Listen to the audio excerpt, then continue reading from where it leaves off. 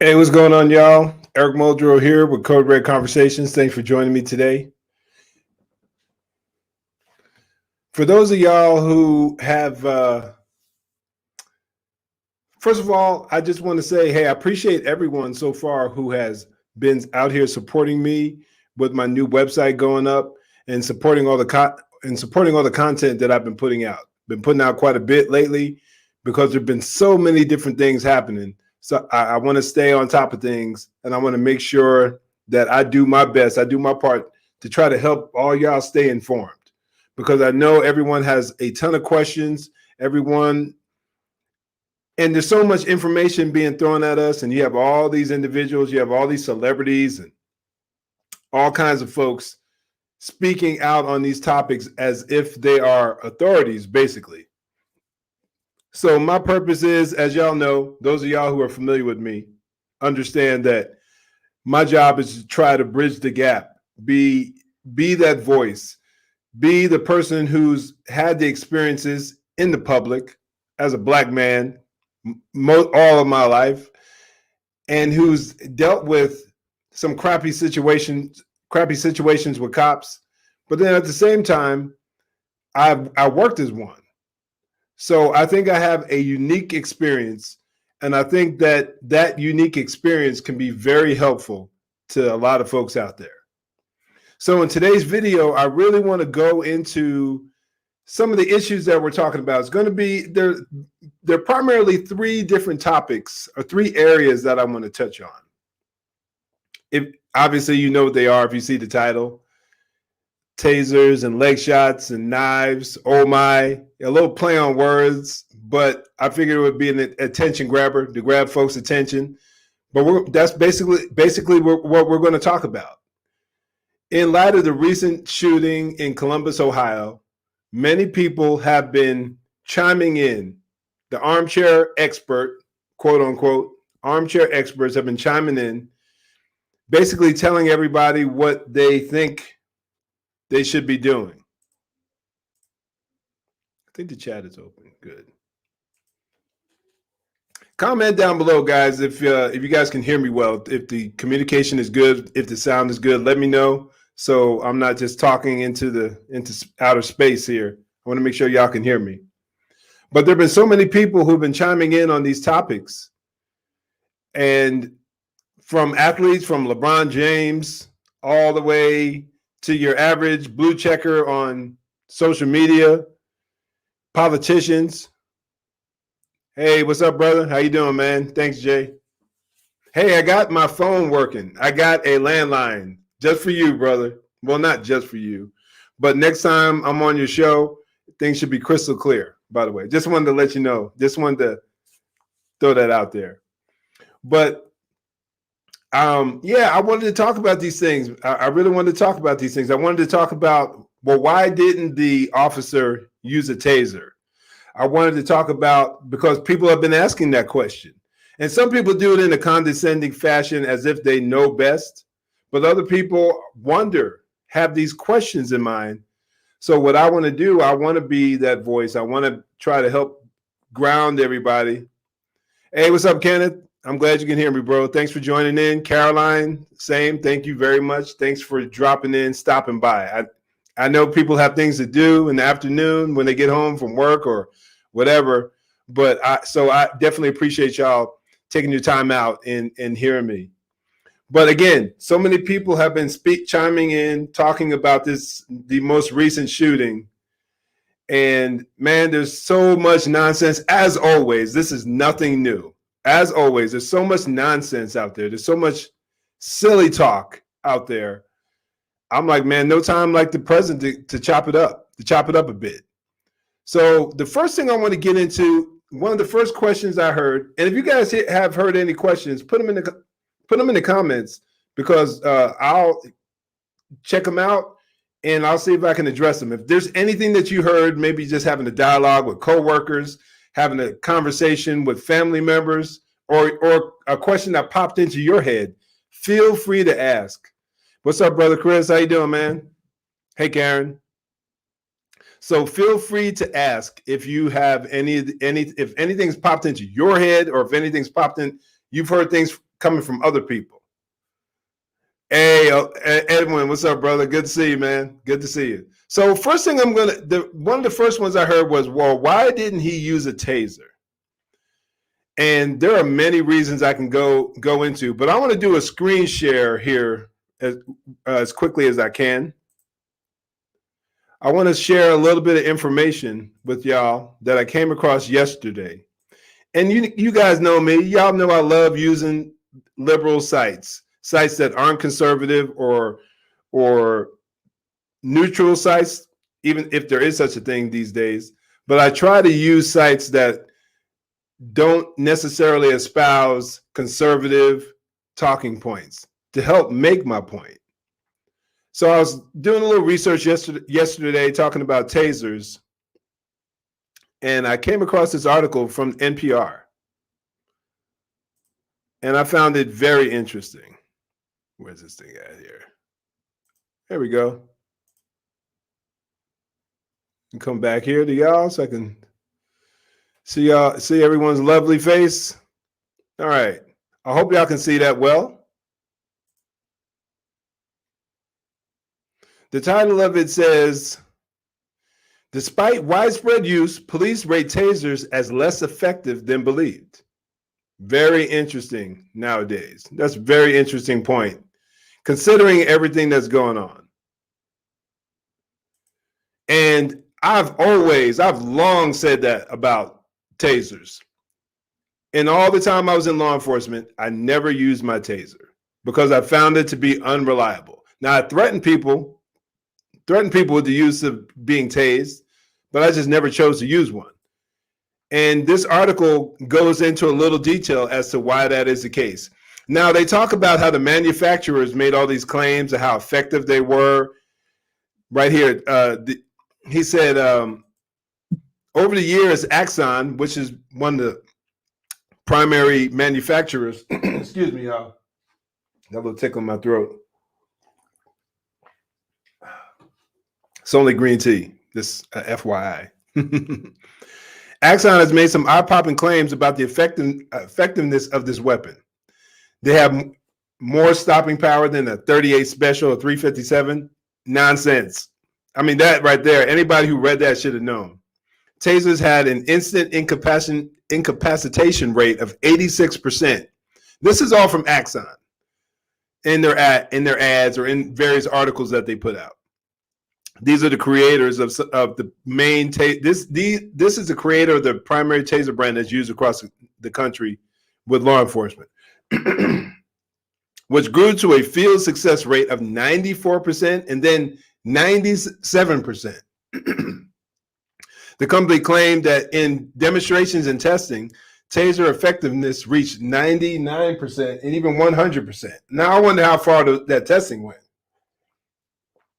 to reach rates like that. Would they test like 2 people? Something like that? I don't know. Excuse me, y'all. But anyway, let's get to the meat of the article here. Now, every police department has its own, I'm reading the article, every police department has its own tracking and defining effectiveness. But no matter what methodology they use, none of the departments had the kind of success rate that Axon claimed. So all these different agencies that track that information of how effective tasers are or are not, here's some of the data. And I hope y'all can see that. It's a little small, but I have it as big as I possibly can make it here on the screen. But I'll read it to you. So Atlanta PD stated that it is effective. They found it to be 67%, 67.8% effective. Charlotte, I'm assuming North Carolina, 69.7%. Columbus, Ohio has 77%. Dallas, 68%. Denver, 73%. El Paso, 79%. Fort Worth, 62%. Houston, 73%. Indianapolis, 54%. Los Angeles, 57%. New York, 77%. Seattle, 60%. Now, I didn't do all the math there, but that doesn't bode for a very effective weapon or tool to use. And if you also add into the equation the reality that, exactly, Daryl had a good comment right here. I like that. NPR spoke the truth for a change. Right. They're about as off as you can get, typically. But I love using the term "a broken clock is right twice a day" when I hear somebody who's usually far off getting something right. But they just tracked the data, and they showed what they got. As far as I know, this is what they heard from these police agencies, some of the largest police agencies across the country. And then if you couple that with the reality that most tasers, it's a one shot, and if you miss, then you have to either power it off or wait for the electricity to flow through, shut it off, take the cartridge out, and then reload another one, and then you can fire again. So if you take that into consideration with what took place with, wait a minute, before I go there, let me check out some of the comments here real quick. We didn't carry. I still had John Anthony. We didn't carry. I still had to get the certification and all those 5 seconds and those 5 seconds and the drive stun. Yeah, when I went to the patrol academy, we didn't have to do all that because too many people were getting injured. So they said, "Nah, we'll just pass it." We all got pepper sprayed, but we didn't have to we didn't get tased, and I'm thankful for that.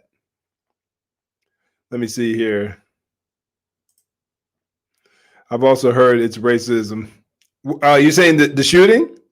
Yeah. If that whole idea of that shooting being racist, if he was truly being racist, he would have sat back and did nothing and just said, "I'm gonna let these black folks kill each other." He could have taken his time to get there. There's so much foolishness out there nowadays, man. It's not even funny. Not even funny. I think I posted this before. Kenneth says the only thing I've heard is emotional anecdotes as to being sad about the girl that was shot. I wonder how the girl in the pink feels watching everyone say that the officer shouldn't have saved her. Absolutely right. Now, typically, most people will probably they'll shoot down that argument. They'll shoot down what you just said. Oh, it's not that we were saying her life didn't matter. She might have been defending herself. The point I always try to make is when the officer arrived on scene, that could have all been a reality. But if you're going to defend yourself, no one else appeared to have had a weapon. Now, I don't know what the investigation is going to pan out. But from what we saw, there was only one person in this incident who was utilizing deadly force. And that was Micaiah. I think that's her name. The young Miss Bryant. That was her name. That was her. She was the only one who brought a deadly weapon to the table, or at least that was visible. She was the only one. So if you're an officer and you arrive on scene and you're trying to figure out what's going on, because typically any cop out here, I know John Anthony can speak on that, any officer out there would understand that when you arrive on scene, there's a lot of times where the information that you were given is completely wrong. So your job is to hash out what's happening. So he pulls in, and what does he see? He hears some yelling. He's asking what's going on. And all this takes place in the span of about 10 seconds. I'm pretty sure, I think it's less than that. You see some girl, Micaiah come after the one girl with the knife. She falls down. Then the dad, I think it's the dad, kicks the girl in her head while she's on the ground. And then she turns around and then she attacks another girl with a knife. And you're the cop. And that's all you see. People are acting like everything was moving in slow motion. And this cop should have been able to determine who was the initial aggressor. He needs to be able to determine and know everything that took place prior to his arrival.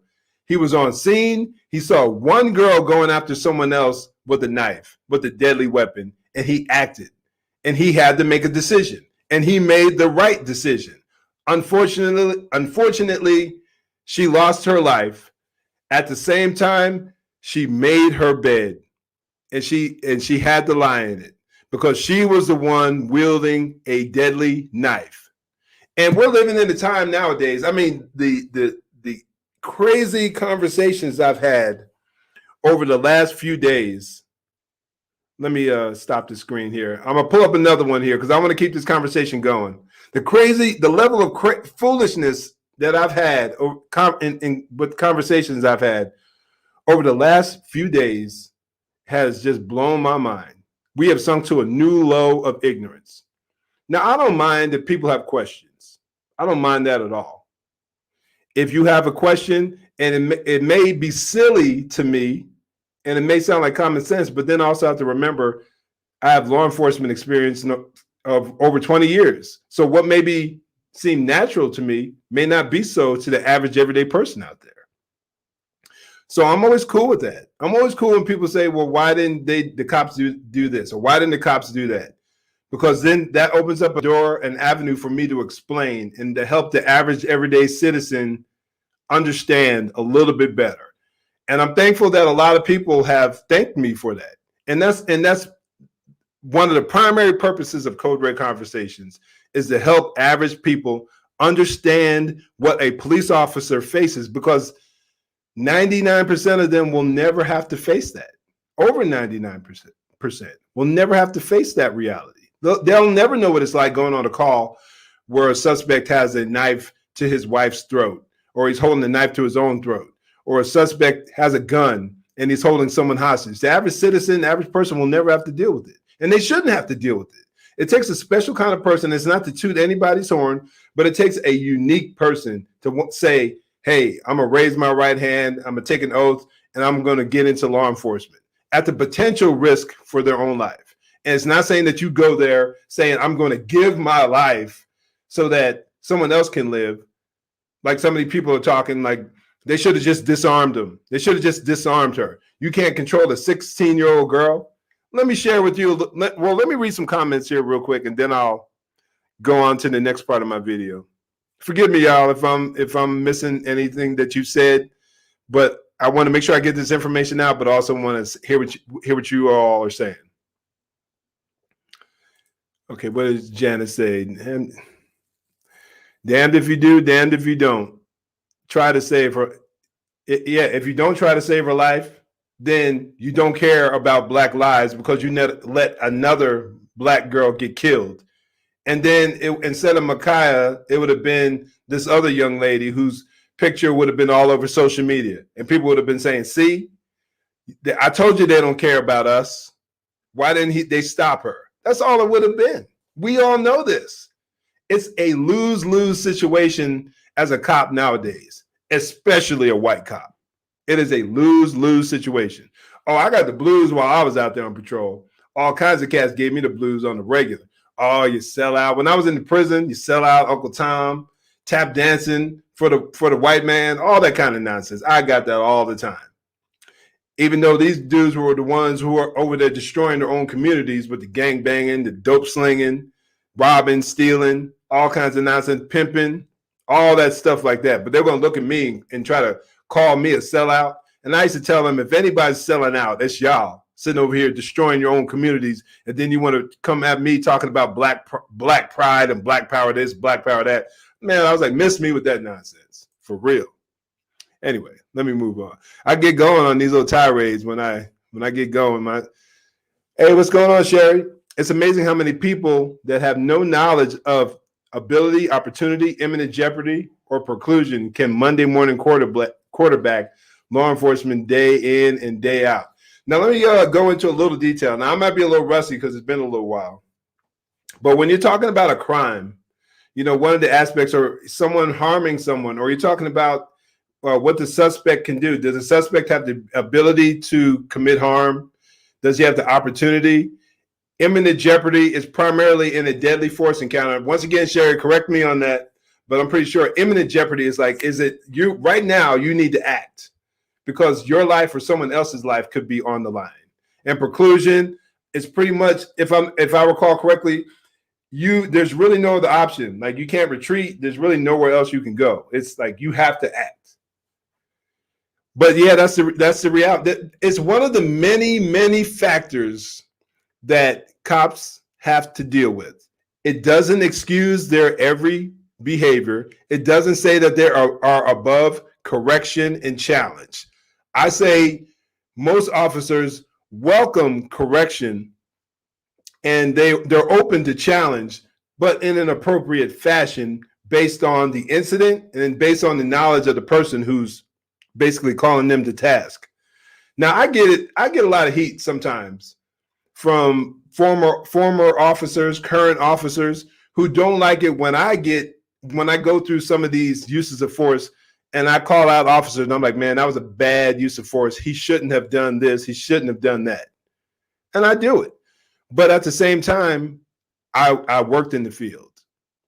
It doesn't mean I'm always 100% right, but I sit back and then on top of it, when I do it, I try to say, okay, there might be somebody watching this video who's thinking about getting into law enforcement, or there might be a rookie cop, or it might even be an experienced cop who wants to be in law enforcement or wants to get better.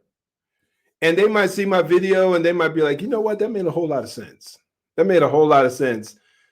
I think if I'm ever in a situation like that, I'm gonna consider what Eric said and maybe try to apply it to put it in my tool bag as something to consider.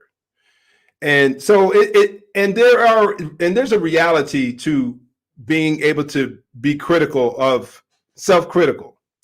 In law enforcement, we need to be self-critical. You need to be able to call out the foolishness. You need to be able to call out a bad tactic as compared to a good tactic. Because if you don't do that, then it's basically saying whatever cops do is good because we're cops. And that's just idiotic. All right, let me see. What did I miss here? That's exactly what I said. Racist white cops saves black boy. Right. That's it. I mean, that would have been a little more fair. Not really because of the racist white cop, but that, just the way this dude is being dragged through the mud is insane, man. Yeah, I already posted that one. Yeah, Janice, you hit it on the head. Some blue checker on Twitter said, how the cop don't shoot a warning shot in the air? How come the cops don't shoot a warning shot in the air? Man, so many people, and let me tell you, there was so much noise going on. And if you're in the middle, now I've never stabbed anybody, but if I would be willing to venture to guess that if you are in a situation where you feel it is necessary to use a knife on someone, a shot in the air ain't going to stop you. I'd be willing to guess that. I'd be willing to bet. And then people forget, where do you think what's going to happen to that bullet? You think that bullet's just going to keep going into the atmosphere? It's got to come back down. And what happens if it hits somebody, a baby, somebody walking down the street? We don't live in the wild, wild west. It's getting there with all the foolish woke stuff happening all over the place. Some cities burning down and cops being stifled continually. But we don't live back in the 1800s. We're not living in those days. Cops don't shoot warning shots in the air. And what would that have done? So in the meantime, the cop shoots a warning shot in the air and she's continuing to stab. Or that cop tries to taser her and he misses and now he has to reload and try to do another one. And in the how many times does somebody need to get stabbed in order for that to be deadly? Which brings me to my next video that I want to share with y'all. Once again, y'all, hey, we got a nice little audience here. I really appreciate y'all being here. So thank you. Thank you very much for checking me out and listen to me ramble on. Because y'all know I can get going there, y'all, especially the ones that know me firsthand. Y'all know how I can get when I talk. Okay, this is one from I saw on Instagram. There's two I saw on Instagram. So I found these to be, I don't want that to get rolling yet. I want to talk about it. Let me make that big. Let me make that full screen for y'all. Okay, let me remove D's message here. Turn the volume up.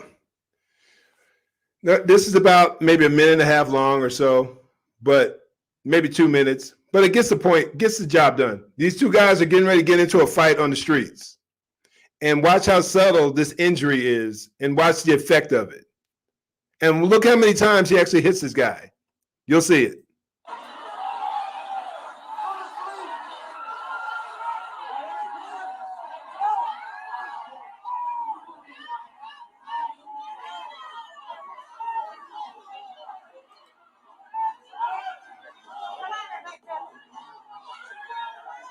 He just thought he got punched originally.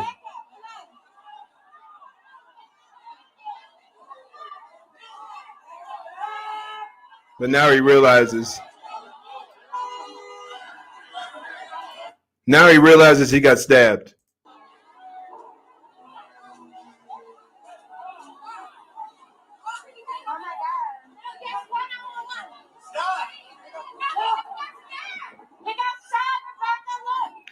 No, he got stabbed.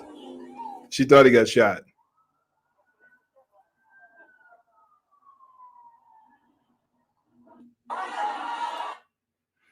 One time, y'all, one stabbing motion was all it took. One stab, right in the chest or right near the upper stomach area. That's all it took. And dude went down, and then next you know, the EMTs are there to pick him up. And I don't know whether he made it or not, but it took one motion. That was it. And so you're talking, old girl had a knife, a nice sized kitchen knife, trying to do her damage. So what are we to do with that?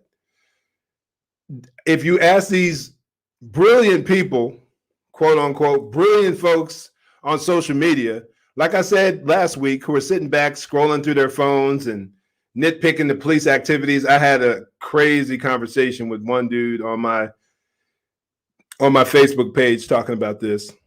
No experience in law enforcement, none. But he read a couple of books. And he knows a few people that are in law enforcement. So he chose to say that he basically had a good bit of knowledge. Stop, man. Honestly, I just stopped talking to him because I realized once you say something like that, then honestly, to me, there's no room for talking. There's no room for talking at all. Because if you think that you have gained enough knowledge from watching a few videos and reading a couple of books and talking to cops to where you can talk about police tactics, split-second decision-making, that you can be critical of a cop or in a situation like that, then I realize that I am wasting my breath communicating with you. Now, I'm all about having a dialogue, an honest, open dialogue. But I think over the years, I've developed a pretty fair, pretty decent ability to understand people. And it typically doesn't take me too long before I start to really understand who it is I'm dealing with and their mentality and their mindset. So if I'm talking to you, either I missed your post. If I don't communicate with you, either I missed your post or I just realized that I'm wasting my time talking to you. And I don't want to be mean while I'm online, but some folks be trying to make me get there.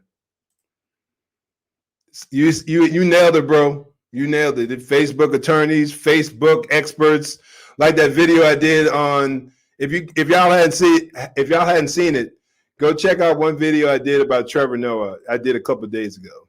That dude right there. But I did a live talking about him. And anyway, let me see here. That's like saying I know the plight of the African American because I have black friends. Yeah, that's real similar. And my man here actually tried to make a comparison between. I didn't even comment on this. There was part of me, I was like really itching to comment, but I was like, nope, I'm done talking to this dude. But I let other people got on, they were talking to him. And he wanted to make a comparison between him critiquing a police officer's tactics, a civilian critiquing a police officer's tactics, to being a Christian not speaking out on the abortion issue, or someone telling them that you can't address abortion because you're a man. I'm like, you're talking about something that is a clear, sinful act that's not even debatable, as opposed to the nuance of a split-second decision, because we're talking about the Adam Toledo shooting. You're talking about the nuances of the most minute details of a split-second decision in the alley after a foot pursuit in Chicago, 2 o'clock in the morning on a gun call. Man, stop, dude. For real, like stop. It just drives me nuts, man, talking to some of these cats, man. World's difference. World's difference. Like I said, once I hear drivel like that flow out of your mouth, I'm done. I'm done. I move on. I'm working on a compilation of police shootings where non-lethal completely failed. Good one, bro. Good one. Hey, we should work on that, man. I know we talked about it before because I'm kind of working on a similar idea, but I don't want to step on your toes neither. But let me see who else over here had a comment. Eric, that is called the Geraldo Rivera effect. You got to be talking about that conversation he had with Dan Bongino on what's his name, Sean Hannity, where he was saying I've done numerous ride-alongs and I got a bunch of friends that are cops and I've reported on police officers, and then he came up with the idea of having the gun on the weak side of the officer and the taser on the strong side. Oh my gosh. Lord help us, for real.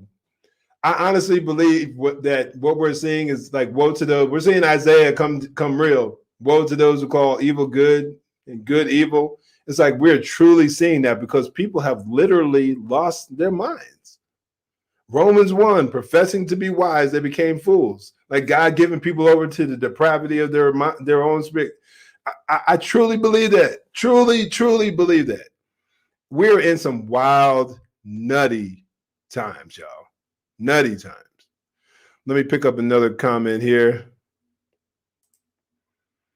Yeah, the ride-alongs, right? Ride-along, yeah. Now, ride-along can give you a glimpse of experience of what a cop has to deal with. But typically, if you're on a ride-along with a cop, if they know they're about to get into something nasty, potentially ugly, they're going to tell you to sit your behind down. They're going to tell you to stay in the car. You ain't getting out. If there's there's a robbery call where somebody could have a gun or a weapon, or a prowler call where it could be somebody lurking around someone's home or some property, or a violent domestic, extreme, or typically any domestic violence call. No, stay in the car. We got it. Me and my partner will get it. You ain't getting out and putting yourself at risk. They're not going to take that liability. You can do all the right. They can give you a glimpse of it because you may have to drive at high speed and you hear something crazy happening on the radio, or you see the officer getting in the mix going on a foot pursuit, but you're not going to be involved in that. It's crazy. What's up, Vinny? Indeed, bro. Truly, indeed. It's like the world has literally turned upside down. Like, honestly, like, how do we explain the nonsense that's going on, man? I honestly believe it's God, the judgment of God. That's what I think. That's the only thing that makes sense. The extremes that we've shifted in such a short period of time. Excellent article too. That was good. I didn't like ride-alongs. Too much liability. True. I think I only did 2. All the time I was out there on the streets. I think I only did 2. Typically, folks left me alone. Going on 100 ride-alongs don't give you the training and experience that a 20-year street cop has, right? Or even a 5-year street cop or a 2-year street cop, because you're out there daily, and you will, unless you're one of them dudes and we've all seen them, the guy that avoids every call. They avoid all the hot calls. Unless you got cats like that, and even then, eventually you're going to get called out on it because people are going to start peeping you out. People are going to start peeping you out. Let me get one more comment here real quick. And before we jump into the next session here. Oh, let me send some clips on that. I've been sharing a number of videos with friends that are misinformed about non-lethal and less lethal. Man, thank you, brother. I appreciate that, man. Because, man, I'm telling you, it's out here. It's tough out here fighting these battles, man. It's tough. But at the same time, man, I'm like, because believe it or not, in spite of my all the years doing law enforcement, working in the prison, working in the jail, on the streets, I'm a non-confrontational dude. I don't like confrontation. But when I see an injustice take place, a true injustice, when I see someone abusing their authority, when I see someone giving out bad information, man, something rises up in me. I can't stay quiet. I cannot. So I'm thankful for that. I'm thankful for that because right now, I think one of the reasons why I'm so passionate on this topic, of course, the fact that I worked in law enforcement, of course. But man, I know a lot of good people. I know a lot of good folks that are out there trying to do their job day in and day out. They ain't trying to violate anybody's rights. They never demonstrated an ounce of hatred or bigotry towards me. If nothing, some of these folks have been some of the most loving and compassionate folks I've ever met in my life. Went above and beyond to help me out, especially when I was going through field training and didn't know squat. There are a lot of people out there that really care. They care about the public. Yeah, there are plenty of cops out there that are idiots. We've all dealt with them. But I would say the majority of them, the majority I ran into, just want to do their job. They want to earn a decent living, and they want to go home. They want to help a few people along the way, and they want to go home. I've seen cops reach into their own pocket and buy families food. I've seen cops reach into their own pocket and buy people on the street jackets, blankets. That's something that's not reported on TV. And it just really frustrates me. It really frustrates me that the good things that these officers do on a daily basis is pretty much never heard of. So let me stop this screen here. And so let's shift a little bit to one other narrative I heard consistently. Oh, she was, it was only a knife. I wish I had the tweet somebody posted. Teenagers have been having knife fights for eons. Last thing we need is some cop showing up with a gun. Lord help me. Like, honestly, help us, Lord. We're in a bad way.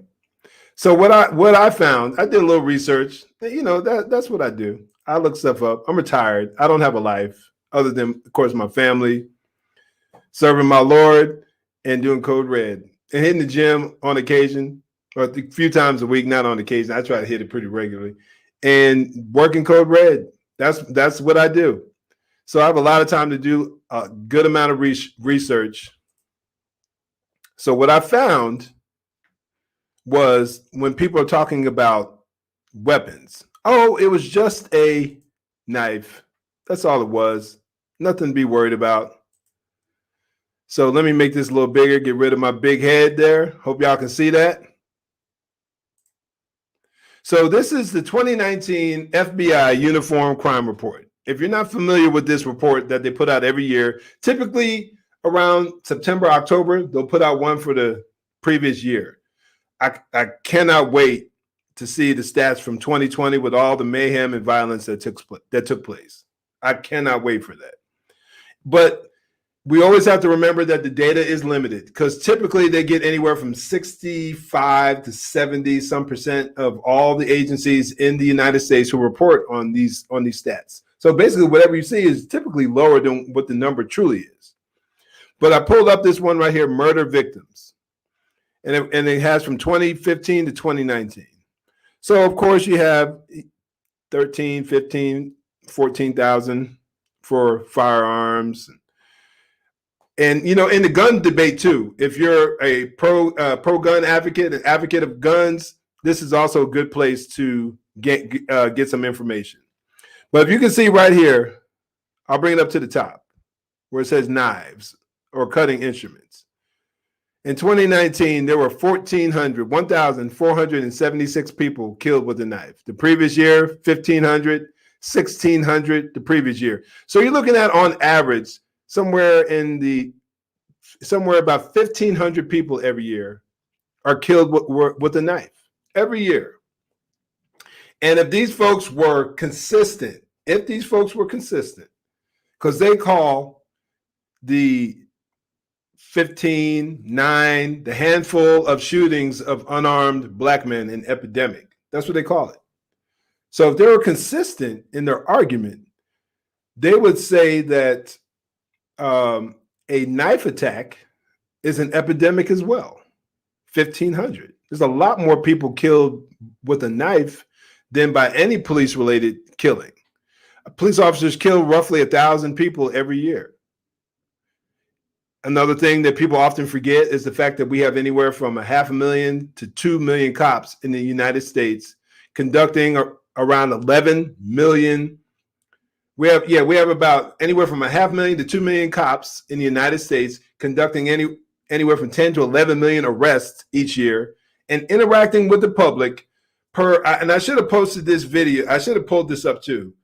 But there is a report that came out a few years ago, maybe 2 years ago, called Dispelling the Myths About Police Use of Force, something along those lines, Dispelling Myths. And it was done by the Dolan Group. If you want to look it up online, and it comes in a little short PDF, few pages, maybe about 10 pages, 10, 12 pages. But it is a wealth of information to prepare you, to prep you for some of these dialogues, for some of these discussions. As a matter of fact, let me see if I can find it. Well, I'll try to find it and I'll post it on my Facebook page. I'll post it in the Code Red Conversations YouTube page on my community group. I'll post it there. So if I don't do it today, let me know, blow me up to remind me. But they basically were able to, there was a study done in 2008, 2009, and they studied 3 small towns and 3 major cities to see how many calls for service that the police get per citizen. What they determined was by the year's end that approximately each citizen made approximately 0.6, a little more than a half of a police call or police where they called for help. They extrapolated that back. They took it to a national perspective because they measured small towns and big towns, or big cities, small towns and big cities. And they estimated, if you look at it from the perspective that there are 330 million people in the United States, I think we have about 340 as of last year.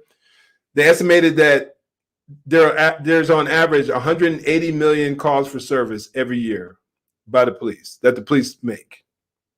And that didn't take into consideration vehicle stops, your typical traffic stop, proactive stops where the cop is driving down the street and he sees an issue, he sees something, jaywalker, a fight breakout, someone just hailing them down, a suspect acting suspicious in a high crime, high drug area, things like that.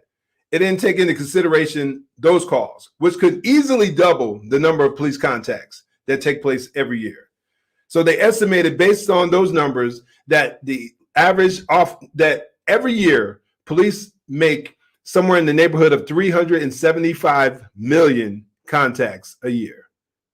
375 million contacts a year the police make. That's an incredible number. So I say all that to say, you got all this activity going on with the police. I know it went a little round, but I feel like this information was very necessary. But you have all this going on with law enforcement, all these contacts that they're making.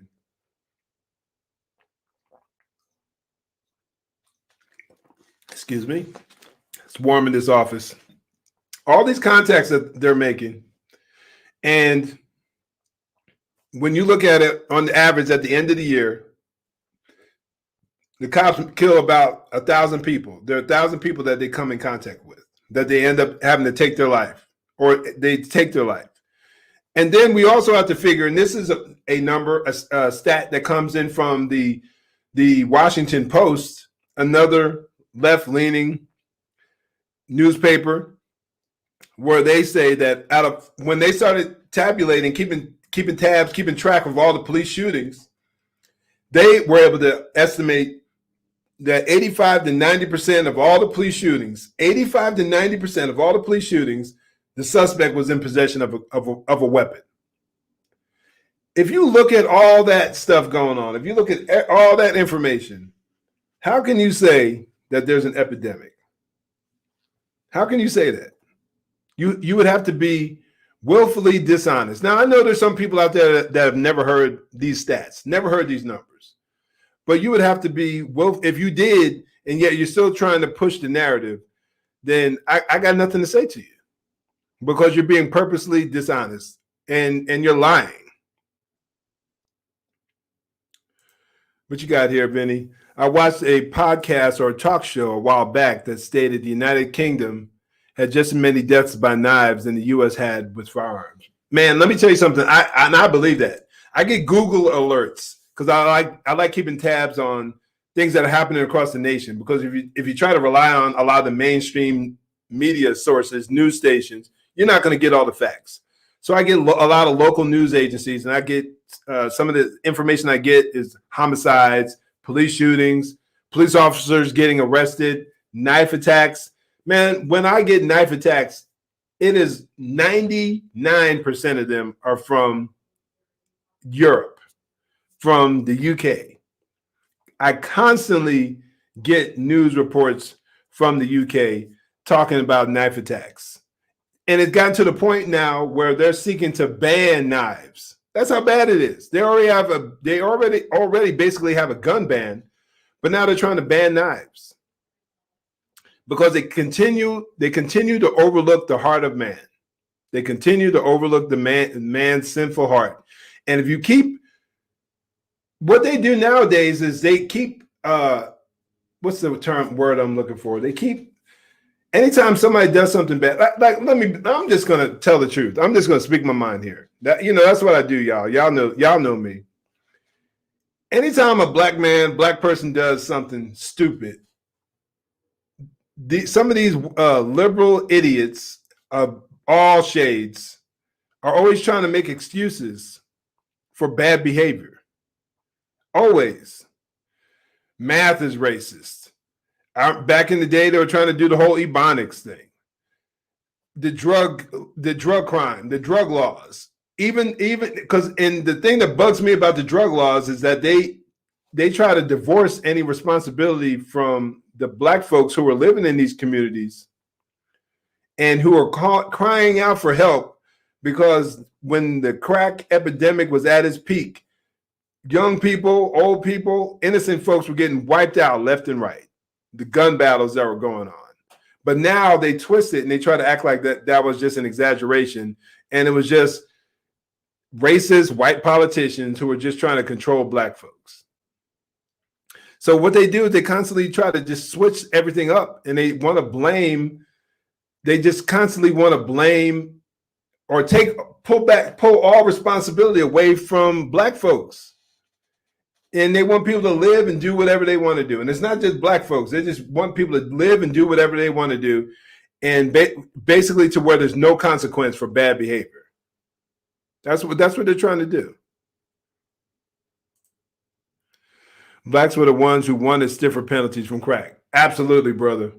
Absolutely. Man, there's an article that came out, things about 30 pages long. And it went into detailing articles, detailing the Congressional Black Caucus calling out Ronald Reagan and these other politicians saying that we demand help. And if you don't help us, that's evidence that you don't care about us. So they responded. They responded with harsh penalties. And now what they try to do is act like nothing's going. It's all a ploy to try to keep us held down. And these young knuckleheads. And the bad thing about it, some of these folks are like my age. I'm 51 years old. Some of these folks are like my age, and they know what was going on back then. It was everywhere. But they try to act like, oh, that was just exaggerated. Man, it's all, I'm telling you, these people out here trying to manipulate folks. But let me take this one down here, and let me move on to the tasing issue. Let me go a little deeper with the tasing issue. Or you know what? Let me show one more video. Not this one. Let me show one more video about to make my argument about the dangers of a knife attack. I'll show you one more video on that topic. Because again, people are trying to act as if there was no danger whatsoever. That's basically what you're hearing. There was no danger. She posed no threat, because it was just a knife. Forgive me, y'all. I'm scrolling through. Got it. See if I can make that full screen for y'all. That might be as big as I can get it.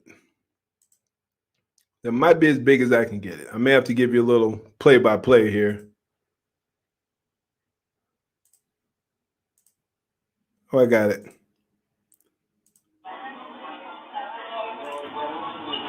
Okay. You got folks hanging out, bar or nightclub or restaurant. They're about getting into it, having an argument.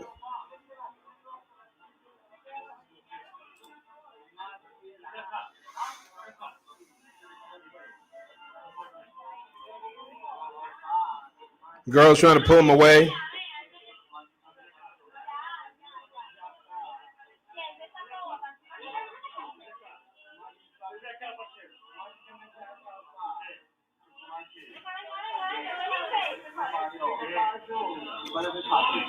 I can't make out the language.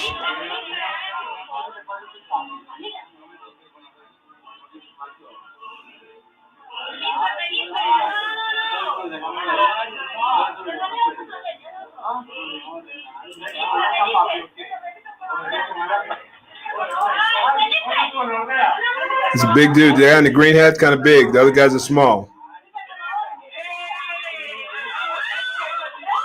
Stabbed about 5 or 6 times in the back. Blood on the ground right here. Look at it. Look at it.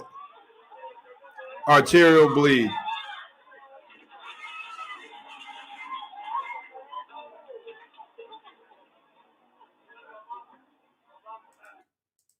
That quick, y'all.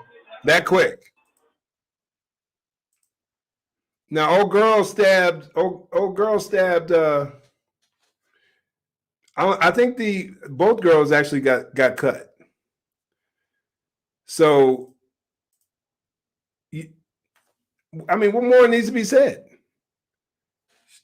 She posed a deadly threat. She posed a deadly threat, and the officer responded appropriately. Anyway, let's move on here. Now, the other point I made, and I'm going to wrap it up here shortly.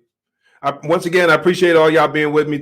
I'm not wrapping it up yet, so stick around, but I'll be wrapping it up shortly. I may point out 2 different facts. One thing that people like to say is that the dad was saying this. She was just a kid. I'm pretty sure most of y'all heard that too, right? She was just a kid. It's like, there's no way she can hurt someone, is basically what he's saying. So instead of just putting arguments out there, yelling in the wind, y'all know I like to deal with facts.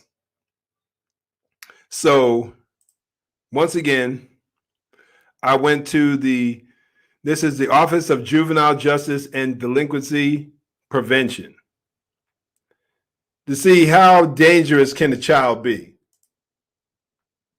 I'll make this big full screen for y'all. So we look at, this is 2019, 2015 to 2019, all offenses. Murder, this is juveniles. These are juveniles. These are kids under the age of 18. Murder, you're looking at 860 juveniles in prison, in juvenile jail, juvenile prison for murder. 860.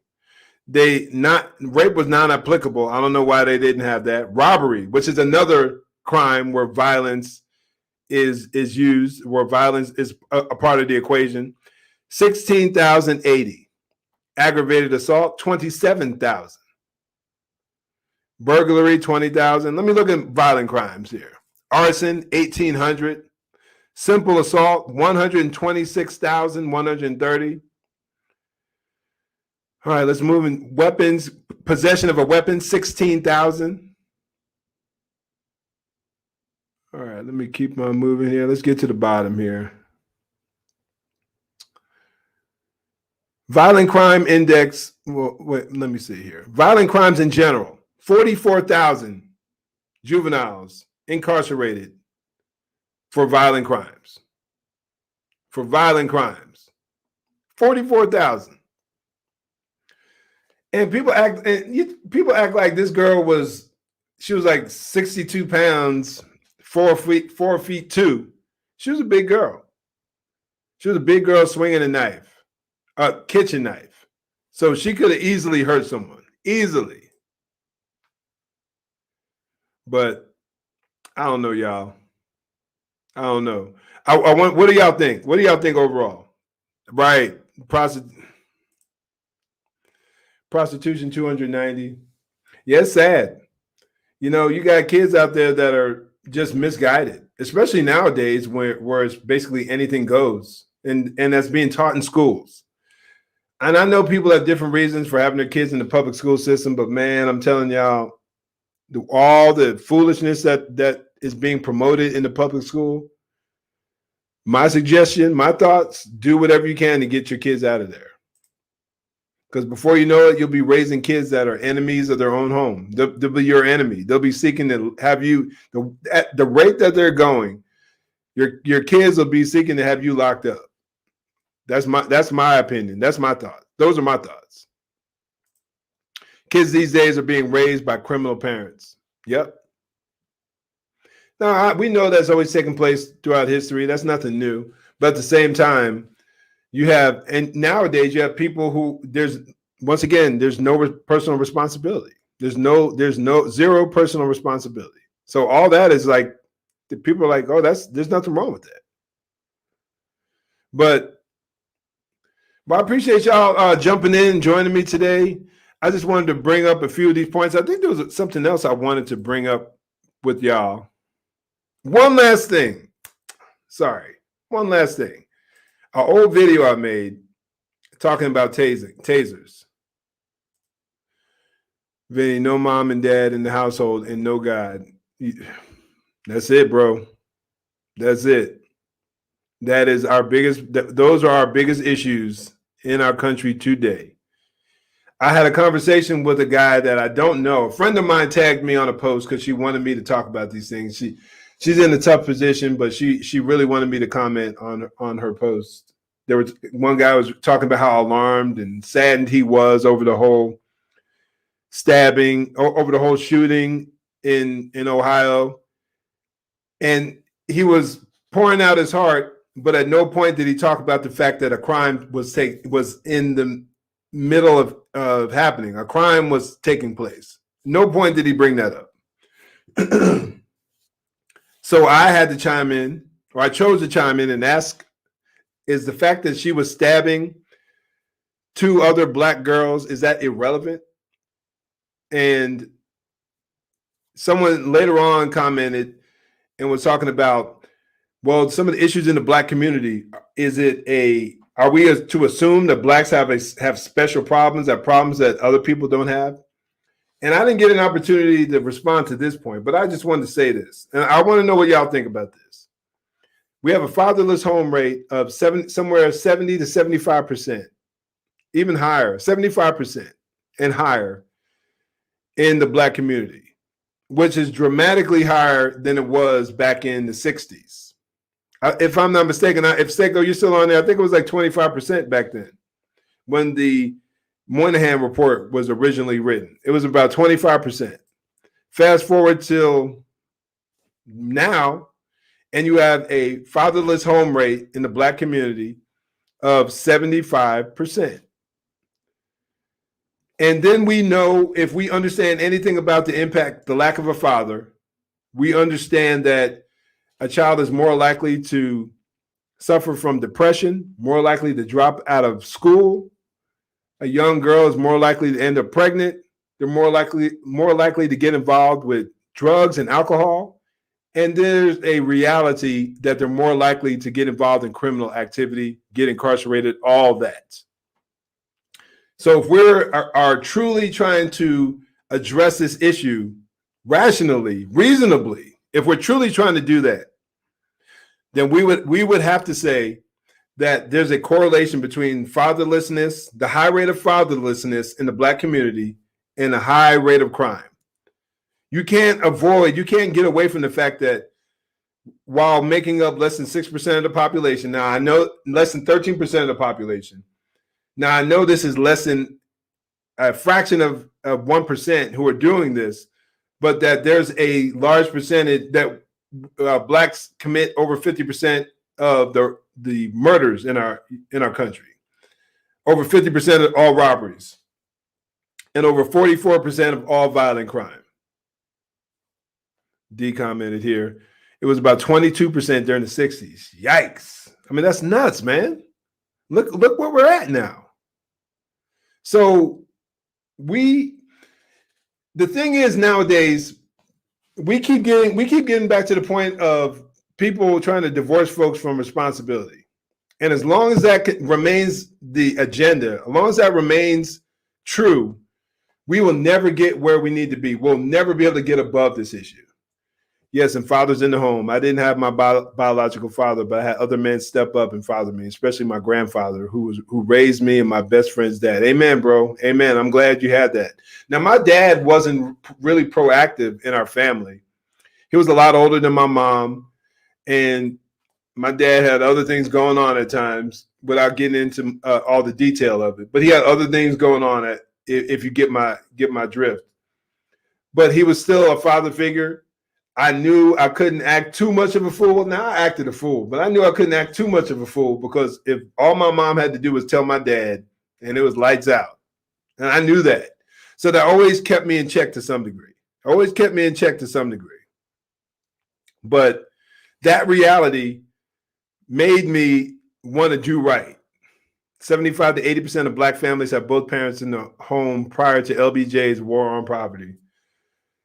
Man, that's some good info right there, man. Sad info, but that's what we need to hear.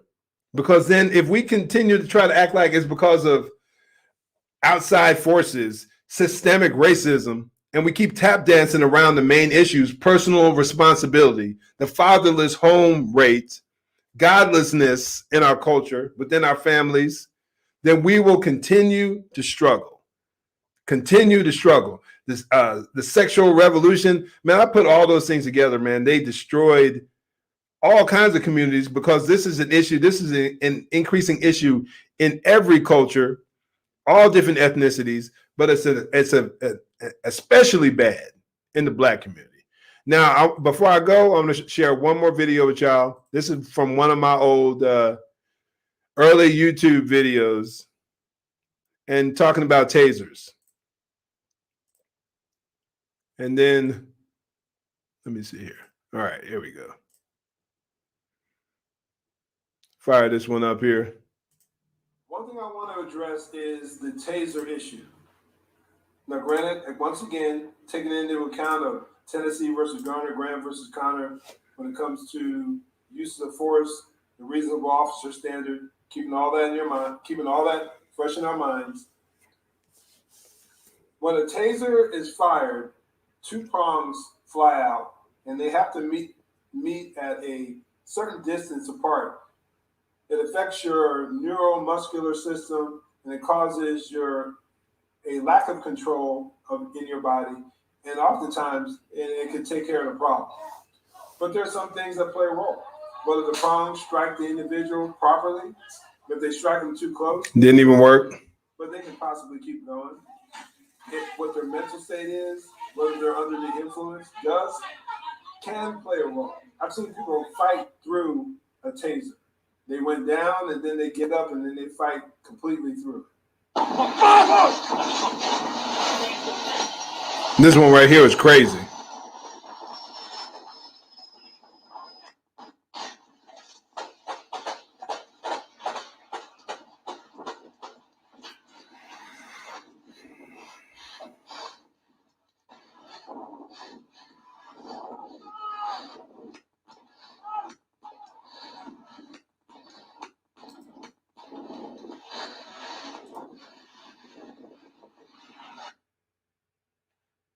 Type of clothing they're wearing, whether they're wearing something thick or not. Yeah, I mean, I wanted to put all this together. Let me. What you got, Seika? Shelby Seals, Who Killed Michael Brown? I haven't seen that yet, man. I got to see that. I haven't seen that yet. Addresses the plight and disintegration of the black family. I'm gonna put that on our list. We will be watching that this weekend. But man, I'm telling y'all, all the things that we're dealing with all this foolishness, and then you have all these idiots. I'm trying to be generous, but I can't. I can't anymore. You got all these fools out here who think that they're being helpful, but they're only harming. Defund, abolish the police. Just everything that they're trying to do. They're trying to turn us into England, and we're not England. We have guns here. We have hundreds of millions of guns here. We're not this isn't the same country. Yeah, man, I heard, man. It looked good. I saw the preview a few months ago, but man, I just got sidetracked and I just forgot all about it.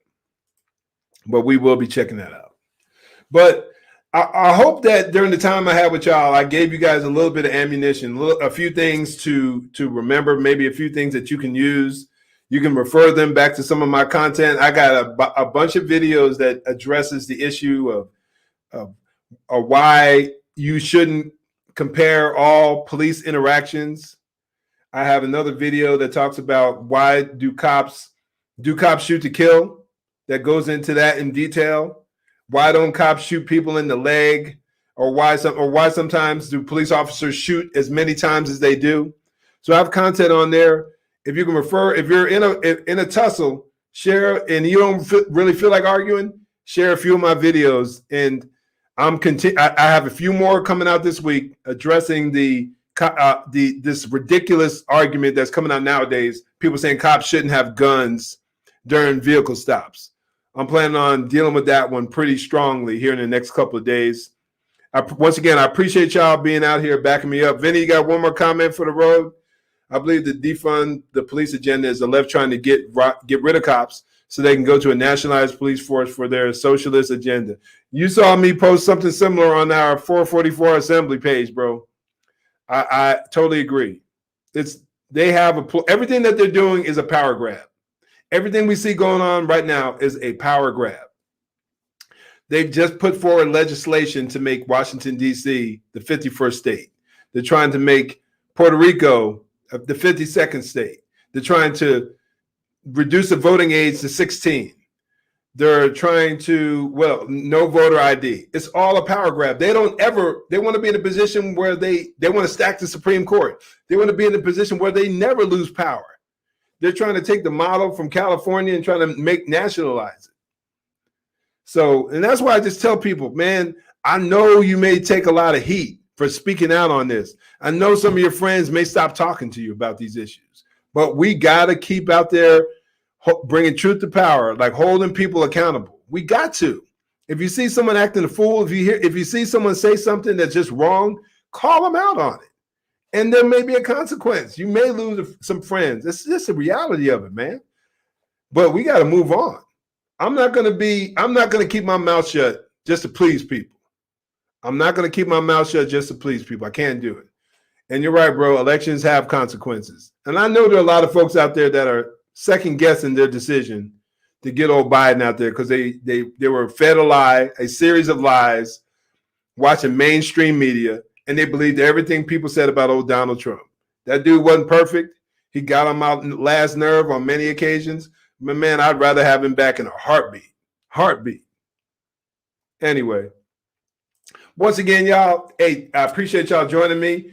Once again, or before I roll out, make sure you check out the new website, coderedconversations.com. Once again, making this content it's difficult. I love it. I have a passion for it. But it also costs money. With the websites, with this video streaming service I'm using right now, it costs money to fund and keep running. And editing videos is time consuming. So any way you can help me out, I would greatly appreciate it. So if you can check out Code Red Conversations, I think it's /shop, and check out some of my new merchandise. You can pick up some of our new t-shirts we got out there. This is the one with no stars because I had people request no stars. You got some with stars. You got black, white, you got some beanies, you got some ball caps, fitted caps. Come check them out. Come support what we're trying to do here, man. I am truly seeking to impact the culture. And I'm doing it from a unique perspective and a perspective that needs to be heard. I truly believe that. And I think what we're seeing in our nation right now, I see it, what we are. Hey, definitely, bro. Definitely. Thanks a lot, man. Thanks for stopping by. But yeah, so we definitely these voices need to be heard. These issues need to be addressed. And once again, if you feel uncomfortable talking about some of these issues, tag me. I'll respond if I can. I've been very busy lately, doing interviews left and right. So I've been very busy lately, but if I can, I'll jump in and I'll jump in the conversation. I'll try to help you out or just share some of my content. Just go through what I got and say which one's applicable. And I'll be dealing with some specific narratives that are out there that are still prevalent, that are still very popular. The whole idea that if a black person is stopped by the police and a white person, the police contact is likely to be completely different. I want to start showing videos of stories, interactions that are just not heard often. Like the Tony Tempa, and I have videos where black dude had a gun and he took off running. The cop wrestled him down. The cop didn't shoot him. If you believe what you hear on the news or what you watch on TV, the cop's gonna gun every black man that they see down. So I'm trying to just continue to be a voice. So once again, if you can support me, if you can help out, I appreciate it. Thanks for joining me today. And as always, in the meantime, stay safe, God bless, and make sure you join the conversation.